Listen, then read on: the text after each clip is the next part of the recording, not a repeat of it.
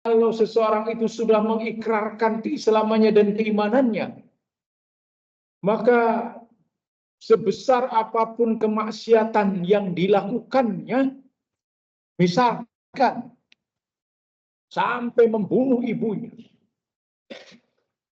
na'udzubillah menzinai, bahkan meminum khamr dari batok kepala ibunya yang sudah dia bunuh, itu tetap imannya sama dengan imannya Abu Bakar As-Siddiq.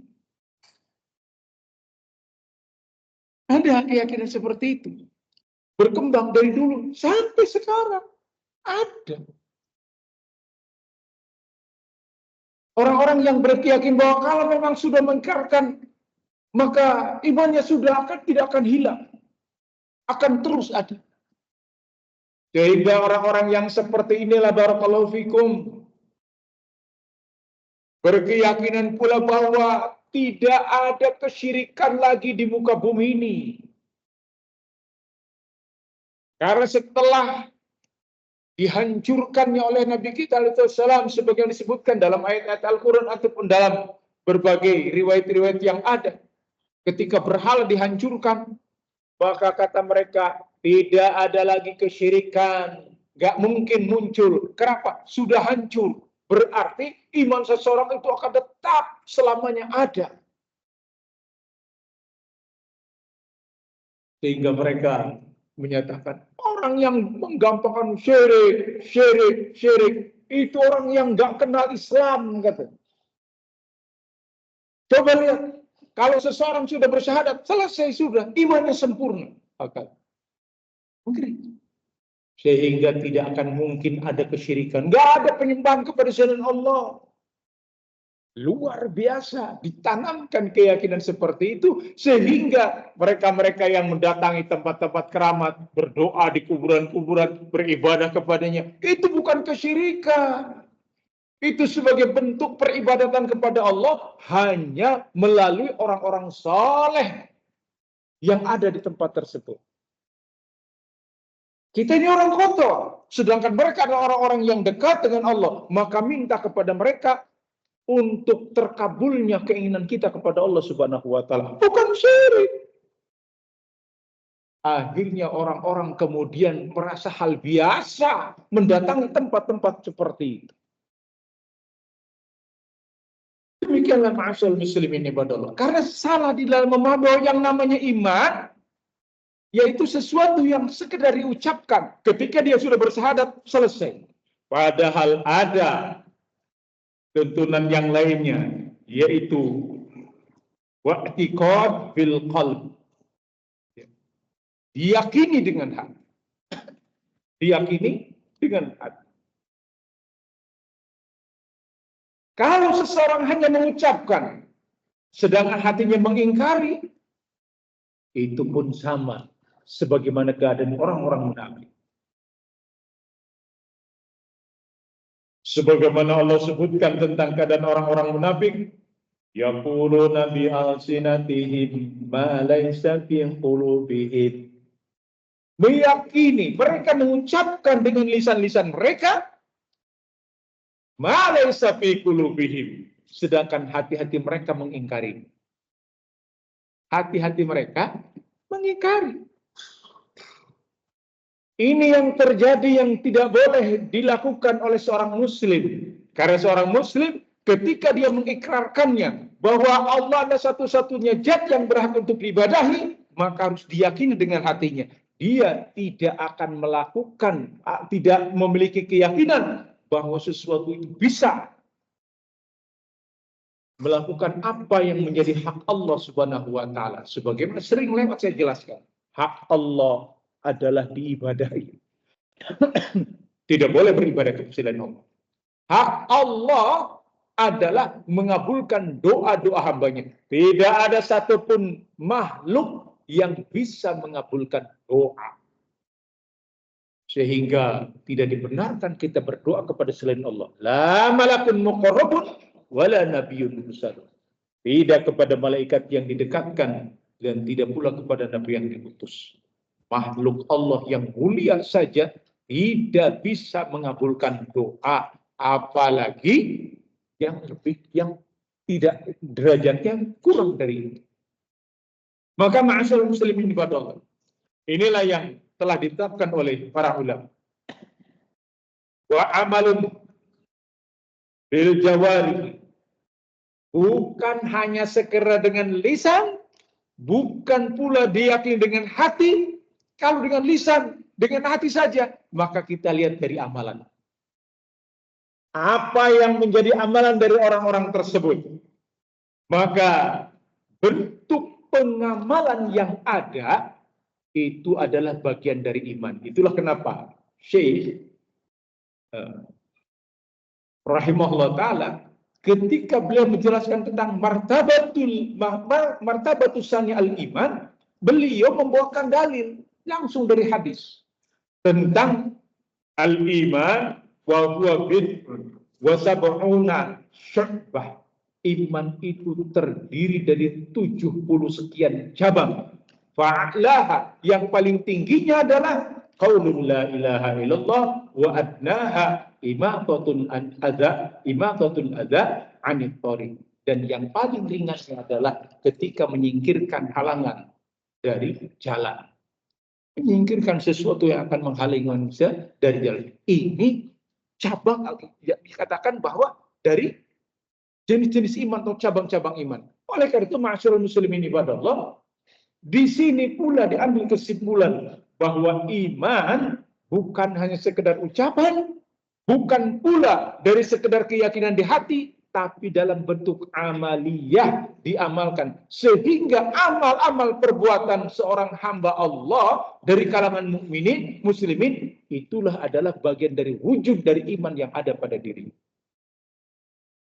Lihat, Allah Subhanahu wa ta'ala mengganti, menjadikan kata ganti untuk sholat menjadi iman. Tatkala Allah menyatakan dalam Al-Quran, innallaha la yudhi'a imanakum. Ayat ini berkaitan dengan masalah arah kiblat. Ketika Rasulullah SAW di Madinah, kiblatnya masih menghadap Baitul Maqdis. Masih menghadap Baitul Maqdis. Itu sejak, yakni banyaknya berhala-berhala yang ada sehingga kaum muslimin di Makkah, yakni di Ka'bah, sehingga kaum muslimin ketika sholat menghadap kiblatnya adalah ke Baitul Maqdis. Maka Rasulullah SAW berharap bahwa kiblat itu dikembalikan ke Ka'bah, yakni ke Masjidil Haram. Sehingga disebutkan dalam Al-Quran, qad nara taqalluba wajhika fis sama. Sungguh kami mengetahui, kami melihat. Kata Allah, qad nara taqalluba wajhika fis sama. Senantiasa engkau menghadapkan wajahmu ke langit, memohon kepada Allah, berdoa agar kiblat itu dikembalikan ke Masjidil Haram. Lihat, ayat ini pun, Masya Allah, banyak sekali faedah dari ayat ini. Di antaranya adalah bahwa Rasulullah SAW ketika memohon kepada Allah, berdoa kepada Allah, kemana beliau hadapkan wajahnya? Kemana? Ke langit. Qad nara taqalluba wajhika fis sama. Sungguh kami melihat engkau dalam keadaan senantiasa mengendahkan ke langit. Karena Rasulullah SAW dan seluruh para anbiya berkeyakinan Allah fis sama, Allah itu di langit, maka mereka berdoa itu ke langit, ke atas.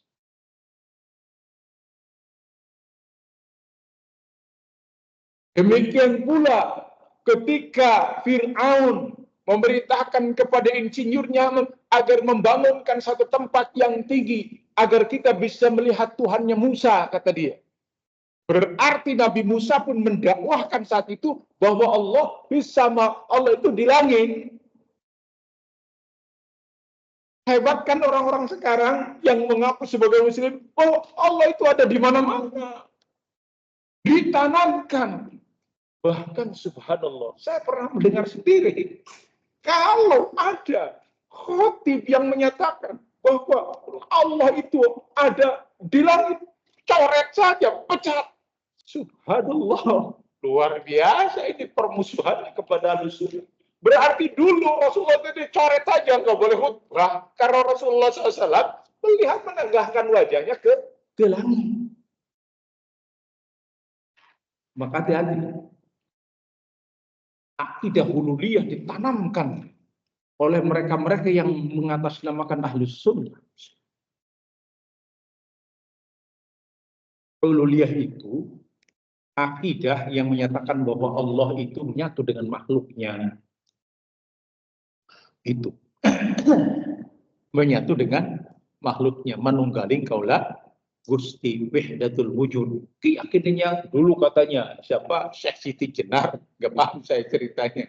Ala kulli hal, sejak zaman dulu memang sudah ada orang-orang yang berupaya untuk menjauhkan akidah yang sebenarnya. Sebagaimana sudah kita lewatkan penjelasan dalam beberapa kesempatan. Intinya ma'asyiral muslimin kepada Allah, bahwa Allah melihat nabinya menenggarahkan ke langit. Maka kata Allah Subhanahu wa taala, fawalli wajhaka syatrul masjidil haram. Maka sekarang hadapkan wajahmu ke arah Masjidil Haram.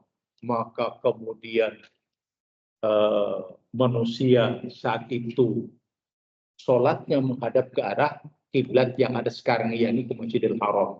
Bahkan ketika berita ini sampai kepada orang-orang yang sedang sholat, bukan sholat di Masjid Nabawi, berikut sampai ketika mereka sedang sholat, maka diteriakkan, hadapkan wajah kalian ke Masjidil Haram. Maka di saat itulah mereka langsung bergerak memindahkan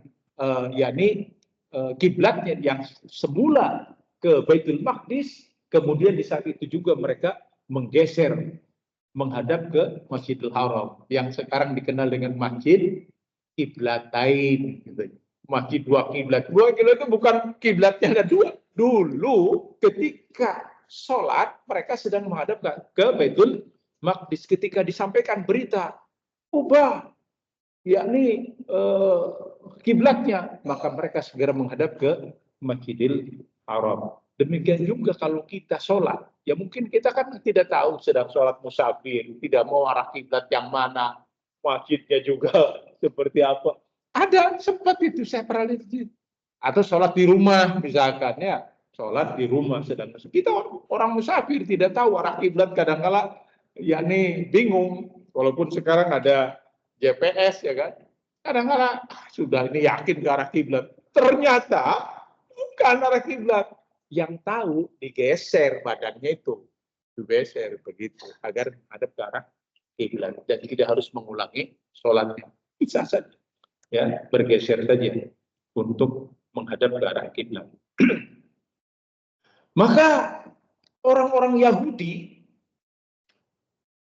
langsung bereaksi, kalau kalian selama ini sholat menghadap ke arah Baitul Maqdis kepada yakni kebanggaannya, karena sementara kan Baitul Maqdis dianggapnya sebagai tempat yakni orang-orang Yahudi. Kemudian kalian bergeser, berarti sia-sia dong sholat kalian selama ini. Kan begitu ya? Subhat. Berarti sia-sia sholat kalian. Oh, buktinya sekarang kalian pindah. Itu hanya syubhat. Maka Allah turunkan ayat, innallaha la yudhi'a imanakum. Sesungguhnya Allah tidak menyia-nyiakan iman kalian. Kata ganti sholat, kata-kata sholat diganti dengan iman.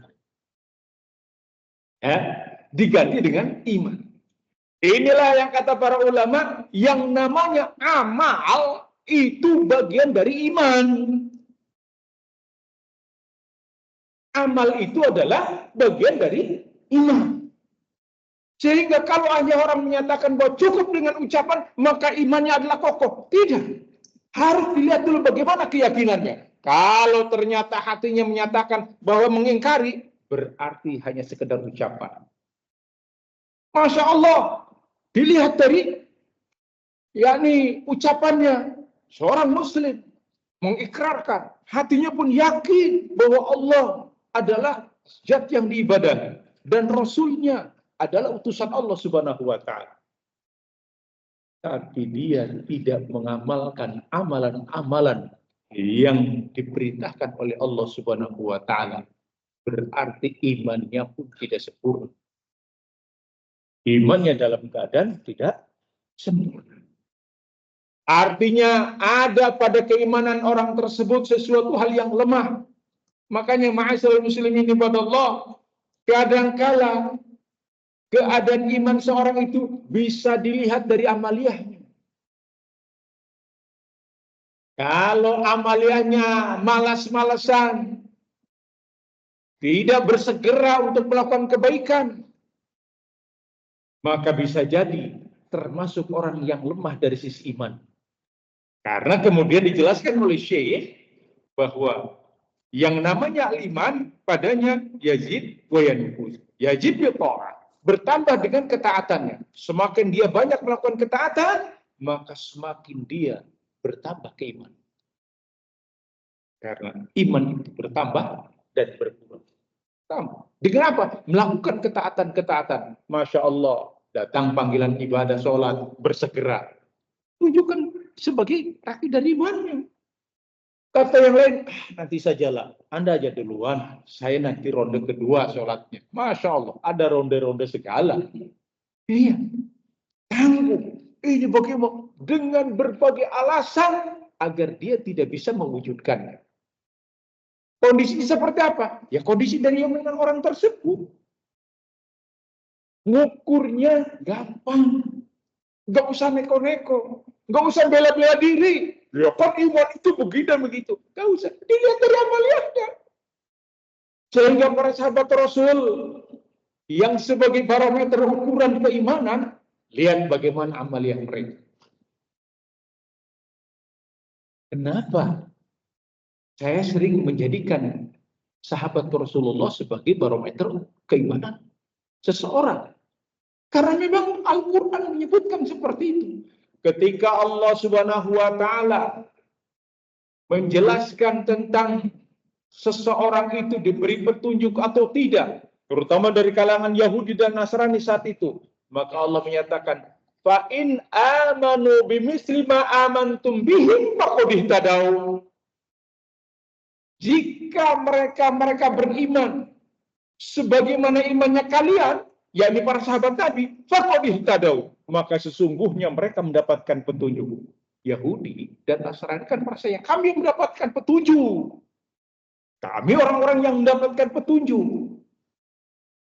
Maka Allah Subhanahu wa Ta'ala memberikan barometer keimanan itu dengan para sahabat. Fa in amanu, jika mereka beriman, bimisli ma amantum bihi, sebagaimana imannya kalian, kata ganti kalian ini, amantum bihi, itu bukan kepada kita-kita, tapi kepada ketika ayat ini turun, yang ditunjuknya yang para sahabat. Dan para ulama menyatakan, para mufassirin, yang dimaksud adalah barometernya keimanan para sahabat. Kalau kalian, mereka beriman sebagaimana imannya kalian, wahai para sahabat, maka mereka akan dapatkan petunjuk. Jadi seseorang diberi petunjuk atau tidak, lihat ukurannya para sahabat Rasul. Melampaui batas kepada para sahabat Nabi. Sahabat Nabi kan manusia biasa. Betul. Mereka manusia biasa. Akan tetapi dalam banyak hal sangat berbeda. Sehingga senantiasa terus. Kalau kita bicara tentang ahlus sunnah salaf, maka yang menjadi rujukan itu adalah para sahabat. Sehingga terutama para kombatan Ahlul Badar, sampai disebutkan oleh para ulama itu tentang bagaimana barometernya Ahlul Badar.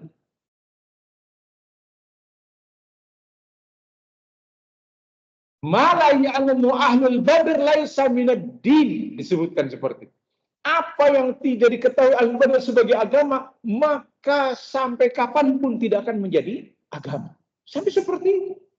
Dan itu yang sering banyak kita dapat dari ucapan-ucapan para sahabat dan ucapan juga Rasulullah SAW agar merujuk kepada para sahabat Nabi. Itulah ma'asyarul muslimin ibadallah. Maka kita beramal tergantung bagaimana keimanan kita. Kalau kita adalah orang yang bersemangat di dalam berislam, bersemangat di dalam ibadah, maka itu nampak sebagai bentuk keimanan kita.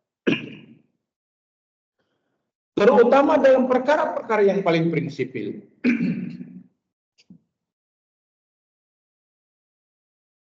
Dalam perkara-perkara akidah, dalam perkara-perkara keyakinan, maka tidak ada perselisihan di antara para sahabat Rasul.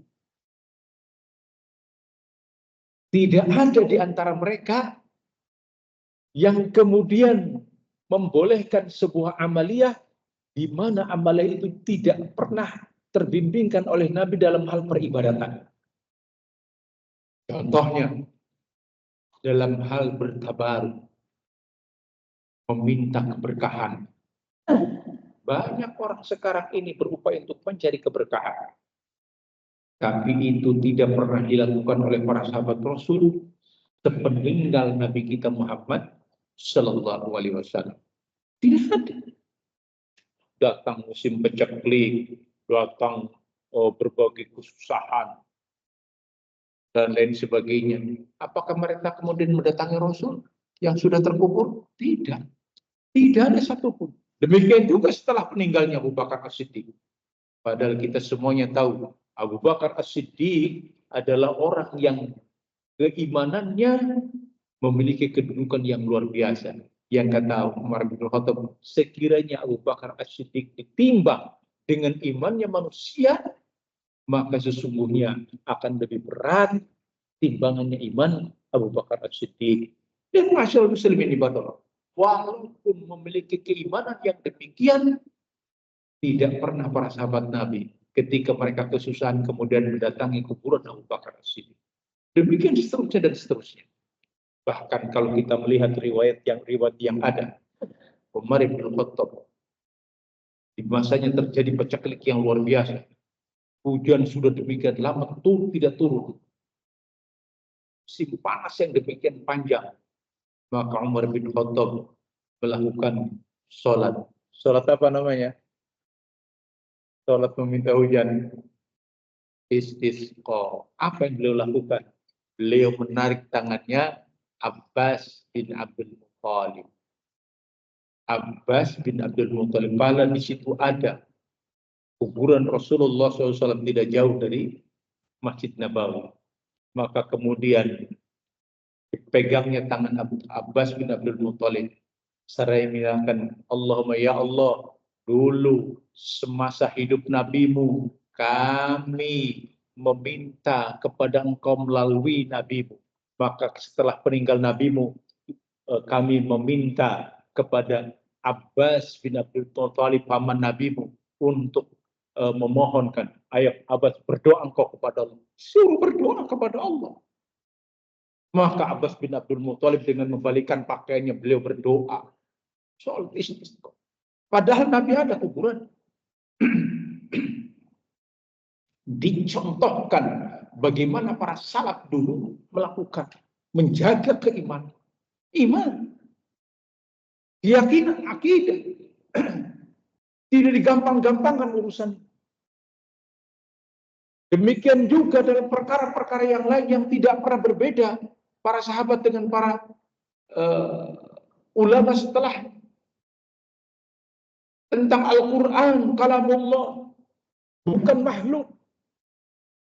Maka keyakinan itu dipegang, walaupun Imam Ahmad harus benar-benar menghadapi siksaan yang luar biasa. 3 periode pemerintahan beliau disiksa disebabkan keyakinannya Al-Quran kalamullah. Al-Quran itu kalam, bukan. Sedangkan asas tunggal saat itu menyatakan Al-Quran adalah makhluk. Barang siapa yang menyatakan Al-Quran itu kalamullah, maka dia harus berhadapan dengan hukum. Para ulama banyak yang dipenjara, disiksa. Termasuk dalamnya adalah Imam Ahmad rahimahullah ta'ala. Lihat ma'asyarul muslimin ibadallah. Dipegang teguh keyakinan. Maka kita baca kitab-kitab para ulama. Yang paling bagusnya apa yang ditulis oleh Imam Abu Usman As-Sabuni, salah satu imam dari kalangan mazhab Syafi'i. Syafi'iyah. Beliau punya satu kitab namanya Aqidatus Salaf wa Ashabul Hadis. Akidahnya orang-orang salaf dan orang-orang yang berpegang dengan hadis. Tegas menyatakan bahwa Al-Quran kalamullah. Barang siapa yang menyatakan Al-Quran bukan kalamullah, maka dia kafir. Sampai seperti itu. Tegas pula menyatakan bahwa Allah fis sama, Allah itu di langit. Barang siapa yang menyatakan Allah itu ada di mana-mana, maka sungguh dia telah kufur. Seperti itu. Jadi bukan perkara yang sembarangan. Akidahnya sudah ada. Jadi para ulama itu setelah berbagai muncul fitnah yang ada, menulis untuk bekal kita semuanya, orang-orang yang hidup di akhir zaman, bahwa semuanya sudah ada. Nggak usah bingung, agama ini sudah pasti. Inilah bicara tentang iman. Makanya para ulama menulis berbagai macam kitab. Semuanya di antara judulnya sama. Kitab Al-Iman, Usulul Iman, Al-Iman. Semuanya seperti itu. Untuk apa? Agar menjaga akidah kita. Nah, apa yang ditulis oleh beliau yang kita baca sekarang inilah perkara iman yang seharusnya banyak kita pelajari, yang bukan hanya sekedar sebagai bentuk pengetahuan saja, sebagai hasanah ilmu. Ya, kalau bicara tentang masalah arkanul iman, Ustaz, sehari dua hari juga selesai. Iya, kalau itu sebagai sebuah pengetahuan. Tapi yang kita maukan adalah dipahami oleh kita, dimengerti apa yang menjadi prinsipnya, dan kemudian diyakini, serta ini menjadi pegangan buat kita semua. Itulah yang dikatakan sebagai prinsip-prinsip iman yang harus kita ketahui. Karena dari waktu ke waktu, dari masa ke masa, perkara ini sudah mulai ambyar. Sudah mulai bergeser. Iman itu cukup perbuatan saja. Iman itu cukup dengan diyakini, diamalkan, ya semaunya. Amalan-amalan seperti yang harus kita segera tanggalkan pemahaman seperti ini. Kita pelajari agama ini dengan penuh kesungguhan. Kita pelajari secara maknanya dan kemudian kita amalkan dalam kehidupan kita sehari-hari. Maka kata Syekh Al-Fauzan Abdullah Ta'ala, fal iman, maka yang dimaksud dengan iman, qaulun bil lisan, ucapan dengan lisan. La budda minan nutqi wal i'tiraf bil lisan wa i'tiqadi bil qalb, la budda man ayyakuna ma yantiqu bihi bilisanihi mu'taqidan lahu bi qalbihi wa illa kana mithlu imanul munafiqin.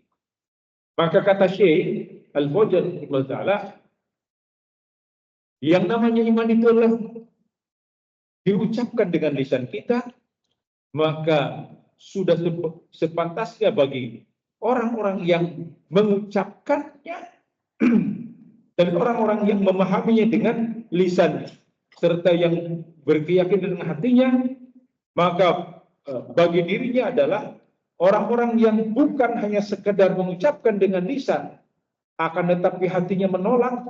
Kalau itu terjadi, maka ini seperti imannya orang-orang munafikin. Makanya kata Syekh, wala yakfi qaul bil lisan, tidak cukup hanya sekedar mengucapkan dengan lisan saja. Dan tidak cukup pula hanya sekedar dengan hati. Bal la budda minal amali bil jawari. Bahkan diharuskan bagi para pelakunya untuk beramal dengan amalan keseharian kita dalam bentuk amal perbuatan kita. Ditambahkan seperti apa? Sehingga bisa jadi ma'asyarul muslimin ibadallah, dalam perkara-perkara tertentu ada ujian yang datang kepada kita. Apalagi misalkan kita hidup di tengah-tengah masyarakat kita yang mungkin keyakinannya masih mengagungkan kuburan, ubadil kubur, ya, melakukan ritual-ritual tertentu ya, kepada orang-orang yang telah meninggal dan lain sebagainya, maka kita diuji. Diuji apakah kita melakukan hal yang seperti itu atau tidak. Apakah kita merasa yakni tasghir kecil, ya sudahlah ikut-ikutan saja, atau kita menampakkan. Kalau istilah supporter sih, ini benderanya Peking gitu. Ini Persija ditampak. Jangan memang butuh seperti itu. Udah ujian. Apakah kita hanya sekedar enak Ustaz, nanti gimana ini? Nanti kita dianggapnya tidak gaul, tidak yakni nggak umum begitu. Tampakkan mau tidak, suka tidak suka. Karena memang ini perkara yang nggak bisa kita ada tasan, ada tasan. Disitulah ditampakkan seperti apa keyakinan kita. Sehingga kata Syekh Abdullah Ta'ala, maka perkara-perkara seperti ini la budda man ada al-farah wa tajtanibul muharramat, maka harus kita semuanya untuk ditampakkan bahwa kita menjauhi perkara-perkara yang diharamkan oleh Allah Subhanahu wa taala. Fayaqalul ta'at, mengamalkan bentuk ketaatan-ketaatan kita kepada Allah, menjauhi perkara-perkara yang diharamkan. Kullu hadza minal iman. Yang kesemuanya itu adalah bagian dari iman. Bagian dari iman. Ada seruan untuk melakukan amal-amal kesyirikan.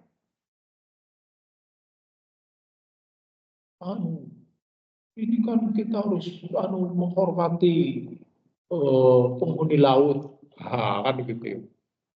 Rumahnya daerah pesisir, Madranan sudah. Wah, gimana? Oh ya udah, saya jadi ketua panitianya. Ya subhanallah, ketua panitia perkara kesyirikan harusnya kita tampakkan. Bukan nggak perlu minta maaf dulu. Iya, kadang-kadang seperti itu kita pakai. Tapi lakukan dengan cara-cara yang tidak frontal. Kalau memang kita masih belum mampu mendakwahi, kalau kita mampu mendakwahi, kalau tidak ternyata tidak, ya ditolak dengan cara-cara yang menunjukkan bahwa kita tidak setuju dengan amalan tersebut, walaupun berat. Budaya lokal yang harus kita muliakan, yang harus kita apalah yang terjadi seperti itu. Ini satu contoh ya. Ini satu contoh. Karena amalan itu tidak syak lagi menyembelihkan hewan kemudian dilarung ke laut atau disuguhkan kepada sesuatu yang banyak yang dilakukan oleh manusia dalam perkara seperti ini. Kita tidak bisa mentolerir bahwa ini adalah bagian dari kesyirikan.